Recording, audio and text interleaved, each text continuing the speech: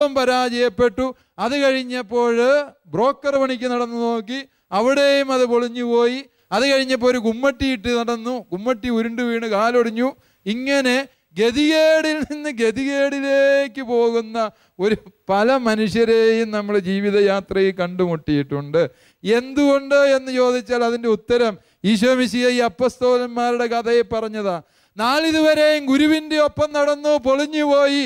എന്നാൽ പഴയ പണിയിലേക്കേലും പോയേക്കാം എന്ന് വിചാരിച്ച് അതിന് പോയപ്പോഴോ അവിടെയും പൊളിഞ്ഞുപോയി, വിജയിക്കുന്നില്ല. എന്തേ കാരണം? കാരണം ഒന്നേ ഉള്ളൂ, നിനക്ക് രക്ഷ വേണമെങ്കിൽ രക്ഷകനിലേക്ക് തിരിയണം. ചാളമത്തികളിലേക്ക് തിരിഞ്ഞാൽ രക്ഷയില്ല. രക്ഷ എവിടെയാ ഉള്ളത്? രക്ഷകനിൽ. 127 സങ്കീർത്തനം വളരെ സുന്ദരമായൊരു സങ്കീർത്തനം. ആഹാരത്തിന് വേണ്ടി ഒരുവൻ പണിപ്പെടുമ്പോൾ നേരത്തെ ഉണരുന്നത് കൊണ്ടോ താമസിച്ചുറങ്ങുന്നത് കൊണ്ടോ മാത്രം ഫലമില്ല. വചനം പറയുക. ആ സങ്കീർത്തനം തുടങ്ങുന്നത് പ്രസിദ്ധമായൊരു വചനത്തോടെയാണ്. എങ്ങനെയാണ്?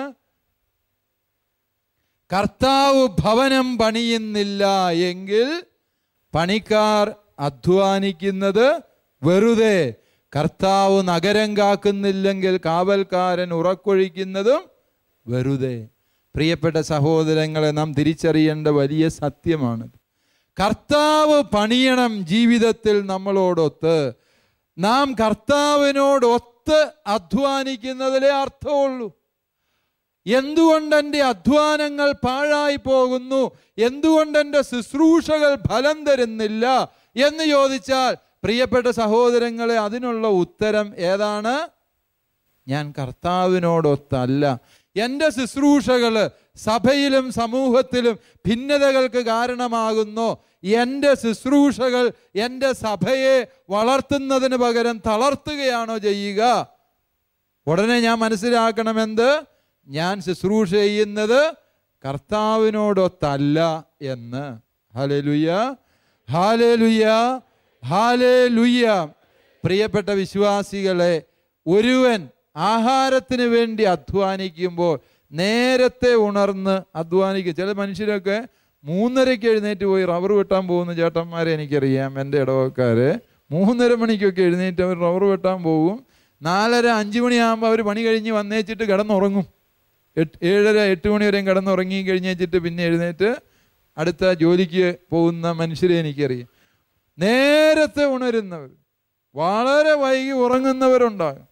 പക്ഷേ ഇതുകൊണ്ട് മാത്രം ഒരുവന് ജീവിതത്തിൽ വിജയിക്കാൻ പറ്റുമോ? ഇല്ല. അതിനൊരേ ഒരു വഴിയേ ഉള്ളൂ. ഏത്? ദൈവത്തിലേക്ക് ചേർന്ന് നിൽക്കുക. ഈ അപ്പസ്തോലന്മാര് മറന്നുപോയതാ. എന്നെ കൂടാതെ നിങ്ങൾക്ക് യാതൊന്നും ചെയ്യാനാവില്ല എന്ന് മിശിഹാ തമ്പുരാൻ പറഞ്ഞതാ അല്ലേ? എന്നിട്ട് ഈ അപ്പസ്തോലന്മാർ വിചാരിച്ചു മീൻ പിടിക്കാൻ പോകാൻ. മിശിഹ ഇല്ലേലും മീൻ പിടിക്കാം, കാരണം ഞങ്ങൾക്ക് എത്ര പരിചയമുള്ള ഈ കാര്യം. പലപ്പോഴും ആധ്യാത്മിക ജീവിതത്തിൽ എനിക്ക് തോന്നിയിട്ടുള്ള മറ്റൊരു സത്യമാണത്. നമുക്ക് വളരെ പരിചയമുള്ളൊരു കാര്യം ചെയ്യാൻ പോകുമ്പോൾ നമ്മൾ വിചാരിക്കുമോ ഇത് തന്നെ കൊണ്ട് തന്നെ ചെയ്യാൻ പറ്റുന്ന കാര്യമുള്ളൂ അല്ലേ? ആദ്യമായിട്ടൊരു കാര്യത്തിന് വേണ്ടി ഇറങ്ങി പുറപ്പെടുമ്പോൾ, വളരെ സാഹസികമായൊരു വിഷയത്തിന് വേണ്ടി ഇറങ്ങി പുറപ്പെടുമ്പോൾ നമ്മളെല്ലാവരോടും പറയും ഇതേ പ്രാർത്ഥിക്കണേ, ഞാൻ അങ്ങനെയാണ് ഇങ്ങനെയാണ്. ആദ്യമായൊരു ധ്യാന ശുശ്രൂഷയ്ക്ക് പോയപ്പോൾ ഞാൻ ഒരുപാട് തീഷ്ണതയോടെ പ്രാർത്ഥിച്ചൊരുങ്ങി എൻ്റെ വീട്ടുകാരോടും കൂട്ടുകാരോടും ഒക്കെ പ്രാർത്ഥനാ സഹായം ചോദിച്ചിട്ട് പോയി. പിന്നീട് ധ്യാന ശുശ്രൂഷകൾ സ്ഥിരമായപ്പോൾ ഞാൻ വിചാരിക്കുന്നു എന്താ, ഇനി ഇതെനിക്ക് തന്നെ ചെയ്യാൻ പറ്റും, എൻ്റെ കഴിവുകൊണ്ട് എനിക്കിത് ചെയ്യാം എന്ന് ഞാൻ ചിന്തിക്കാൻ തുടങ്ങിയാൽ അത് പാഴായ ശുശ്രൂഷകളായി മാറുന്നു അല്ലേ? അത് പാഴായി പോകുന്ന ശുശ്രൂഷകൾ. പഴക്കത്തിലൂടെ ശീലത്തിലൂടെ നമുക്കൊക്കെ ഒരു ധാരണയുണ്ട് ഇനി ഇത് എനിക്ക് തന്നെ ചെയ്യാൻ പറ്റും എന്ന് അല്ലേ? മീൻ വെട്ടാൻ പോകുമ്പോൾ ഏതെങ്കിലും അമ്മച്ചി പ്രാർത്ഥിക്കാറുണ്ടോ? മീൻ വെട്ടാൻ ഇത് എത്ര കാലമായി ഞാൻ വെട്ടിയിട്ടുള്ളതാണ്, ഇതിന് കർത്താവിൻ്റെ സഹായമൊന്നും വേണ്ട, ഇത് വെട്ടാൻ എനിക്ക് തന്നെ പറ്റുന്നു, ഇത് പ്രാർത്ഥിക്കേണ്ട കാര്യമൊന്നുമില്ല ഉണ്ടോ? കപ്പ ഞുറുക്കാൻ ഇവിടെ തമ്പുരാൻ ഇറങ്ങി വരേണ്ട കാര്യമുണ്ട്, ഈ കപ്പ ഞുറുക്കാൻ ഞാൻ മാത്രം മതി അല്ലേ? നമ്മൾ പലപ്പോഴും നമുക്ക് ശീലമുള്ള തഴക്കമുള്ള കാര്യങ്ങൾക്ക് ഇറങ്ങുമ്പോൾ നമുക്കൊരു ധാരണയുണ്ട് ഇത് നമ്മളെ കൊണ്ട് തന്നെ ചെയ്യാൻ പറ്റുന്നതാണ്. തമ്പുരാൻ കർത്താവ് ഈ അപ്പസ്തോലന്മാരെ അവരുടെ ശീലങ്ങളിൽ തന്നെ പരാജയപ്പെടുത്തുമ്പോൾ ഓർമ്മിപ്പിക്കുന്ന ഒരു സത്യമുണ്ട്. നീ 70 കൊല്ലം ശീലിച്ച ജോലിയായിക്കോട്ടെ, അത് മുമ്പോട്ട് കൊണ്ടുപോകണമെങ്കിൽ നിനക്ക് എന്ത് വേണം? ഈ ഉത്ഥിതന്റെ തുണയില്ലാതെ സാധിക്കില്ല. രാവെളുക്കോളം അധ്വാനിച്ച് ഈ അപ്പസ്തോലന്മാരോട് കരയിൽ നിന്ന് ഗുരു രക്ഷാവചനം പറഞ്ഞു കൊടുത്തു. ആഴങ്ങളിലേക്ക് നീക്കി വലയിടുക.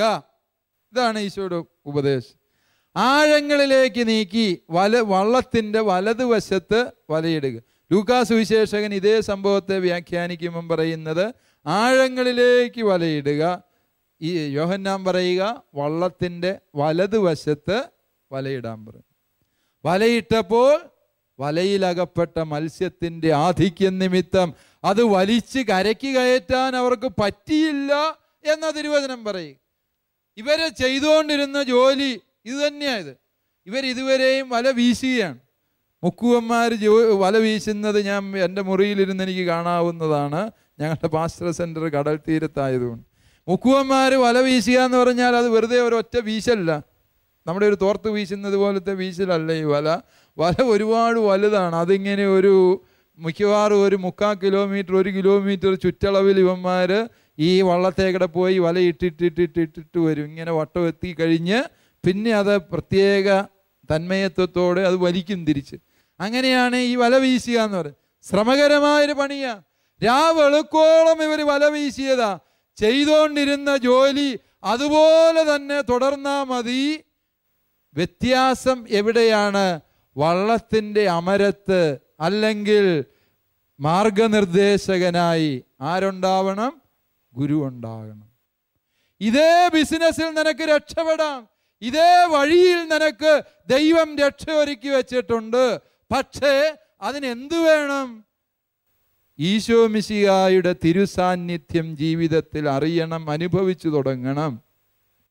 പ്രിയപ്പെട്ടവരെ, ഉത്ഥാനത്തിലൂടെ മിശിഹാ തമ്പുരാൻ പാലസ്തീനായുടെ തെരുവ് വിട്ട് ഈ കേരളക്കരയോളം വന്നെത്തി എന്നുള്ളതാണ് ഈ ഉത്ഥാനത്തിൻ്റെ മഹത്വം എന്ന് പറയും. അതുവരെയും അവന് പാലസ്തീനായിലെ കടൽ തീരത്തെ ആയിരിക്കാനാകുമായിരുന്നുള്ളെങ്കിൽ ഇന്നവന് നമ്മുടെ ഓരോരുത്തരുടെയും ജീവിതത്തിൻ്റെ പടവുകളിൽ ഇരിക്കാനാവുന്നു. ഉത്ഥാനത്തിലൂടെ അവൻ കൈവരിച്ച സാർവത്രിക സാന്നിധ്യത്തിൻ്റെ പ്രസക്തി അതാണ്. എൻ്റെയും നിങ്ങളുടെയും ജീവിതത്തിൽ സമ്പൂർണമായ മാറ്റം എന്നല്ല എന്ന് പറയുമ്പോൾ ഉദ്ദേശിക്കുന്നത് ഞാൻ എൻ്റെ വേഷങ്ങൾ മാറണമെന്നോ എൻ്റെ ജോലി ഉപേക്ഷിക്കണമെന്നോ ഒന്നും ആയിരിക്കണമെന്നില്ല. ചിലർക്ക് അങ്ങനെ ആയിരിക്കാം. പക്ഷെ അങ്ങനെ ആയിരിക്കണമെന്ന് ഒരു നിർബന്ധവുമില്ല. നീ ചെയ്യുന്ന ജോലിയിൽ ദൈവം നിന്നെ രക്ഷിക്കാൻ ആഗ്രഹിക്കുന്നു. നീ ഇപ്പോൾ നടത്തുന്ന ബിസിനസ് തന്നെ നിന്റെ ജീവിതത്തിൻ്റെ രക്ഷാകര വഴിയായി മാറ്റാൻ ദൈവത്തിന് സാധിക്കും. ഒരേ ഒരു വ്യവസ്ഥ, നീ ആലോചന ചോദിക്കാൻ, ദൈവം തമ്പുരാനോട് ആലോചന ചോദിക്കാൻ സന്നദ്ധനാവണം. ഹല്ലേലൂയ, ഹല്ലേലൂയ, ഹല്ലേലൂയ. മിശിഹാ തമ്പുരാൻ ആഴങ്ങളിലേക്ക് വലയിറക്കാൻ പറഞ്ഞു. വലിയ കാര്യങ്ങൾ വല്ലതും ചെയ്യാൻ പറഞ്ഞാൽ നമുക്കെല്ലാം ചെയ്യാൻ താല്പര്യമാണ്. വലിയ സാഹസമായിട്ട് ഈ ചെറിയ കാര്യം, കുമ്പസാരത്തിന് പ്രായശ്ചിത്തമായിട്ട് 3 നന്മ നിറഞ്ഞ മറിയം ചൊല്ലാൻ അച്ഛന്മാർ ഉപദേശിച്ചാൽ ആളുകൾക്ക് ഇതുകൊണ്ട് പാവം മോചിക്കപ്പെടുമോ എന്നൊരു ചെറിയ സംശയമാണ്. ഒരു 9 വെള്ളിയാഴ്ച അമ്മച്ചി അങ്ങ് ഉപവസിക്ക് എന്ന് പറഞ്ഞാൽ ആ അമ്മച്ചിക്ക് തോന്നും കൊള്ളാം, ഇതൊരു ഉശിരൻ കിടിലൻ പ്രായശ്ചിത്തമാണ്, ഇതോടെ എൻ്റെ പാപം തീരും എന്ന് പല അമ്മമാരും അനുഭവം പറഞ്ഞ് ഞാൻ കേട്ടിട്ടുണ്ട്. ഇച്ചിരൂടെ ശക്തമായൊരു പ്രായശ്ചിത്തം താഴ്ചോന്ന് എന്നോട് തന്നെ പല അമ്മച്ചിമാരും പറഞ്ഞിട്ടുണ്ട്. അത് തീരെ കുറഞ്ഞു, ഇച്ചിരൂടെ ശക്തമായൊരു കിടിലൻ ചങ്കെ കൊള്ളുന്നൊരു പ്രായശ്ചിത്തം അമ്മച്ചിമാർ പലപ്പോഴും ചോദിക്കാറുണ്ട്. പ്രിയപ്പെട്ടവരെ, അത് ഒരു ഭക്തിയുടെ വിഷയമാകാം. അതിനകത്ത് ഒരാളുടെ കാഴ്ചപ്പാടിലെ വ്യത്യാസങ്ങളായിരിക്കാം, ഞാൻ അതിനെ വിധിക്കുന്നില്ല. മറിച്ച് ഞാൻ വിചാരിക്കുന്നു വൻകാര്യങ്ങളൊക്കെ ആണെങ്കിൽ നമുക്കെല്ലാം ചെയ്യാൻ തയ്യാറാണ്. പക്ഷെ ഈശോ മിശിഹാ പറഞ്ഞത് എന്താ?